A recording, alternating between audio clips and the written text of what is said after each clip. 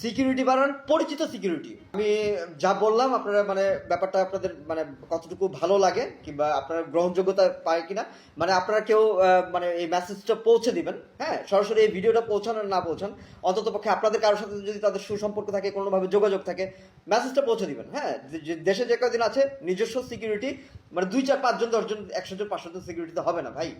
এই রকম একটা দেশে যদি কোনো ভালো মানুষ কাজ করতে চায়, তার কমপক্ষে লাখখানেক সিকিউরিটি নিজের পরিচিত একদম কোটা, মানে যে কোটার জন্য এত আন্দোলন, ওই কোটা দিয়ে নিজের সিকিউরিটিগুলো এনশিওর করেন।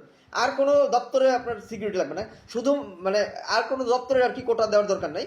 শুধুমাত্র নিজের সিকিউরিটির জন্য আপনারা কোটা দিয়ে মানে পরিচিত লোকগুলো, রেফারেন্সের বাইরে, পরিচিতর বাইরে কাউকে নেবেন না সিকিউরিটিতে, কারণ ভাই ভালো লোকের কোনো ইয়ে নাই। হ্যাঁ, সো আমি আবারও বলছি, সিকিউরিটি বাড়ান আপনারা। সিকিউরিটি নিয়ে কোনো রকমের কোনো ধরনের কোনো মানে কার্পণ্য গাফিলতি এগুলো করবেন না।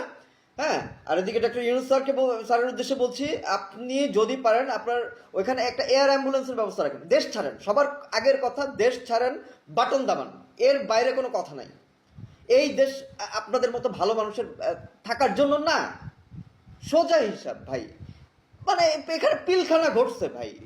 কেন আপনারা এখনো আমার আমার আমার কেন বলা লাগবে ভাই? আমার মতো সামান্য একজন ছোট্ট মানুষের কেন কেন বলতে হবে এগুলো নিয়ে?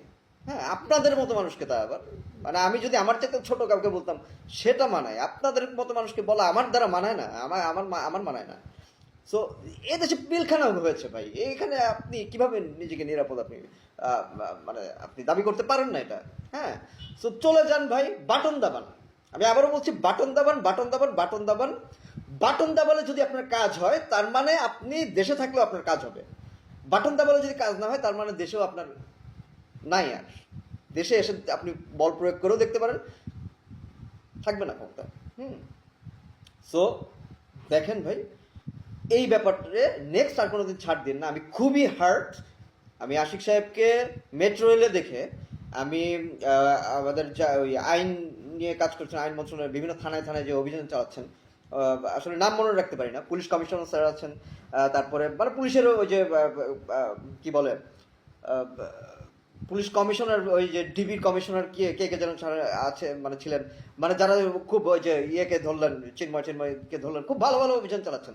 আপনারা প্রত্যেকে এই মেসেজটা শুধু আশিক চৌধুরীর জন্য না, এই মেসেজটা শুধু ডক্টর ইউনুসের জন্য না, এই মেসেজটা প্রত্যেকটা ভালো মানুষের জন্য, যারা দেশের জন্য কাজ করছেন প্রত্যেকের জন্য।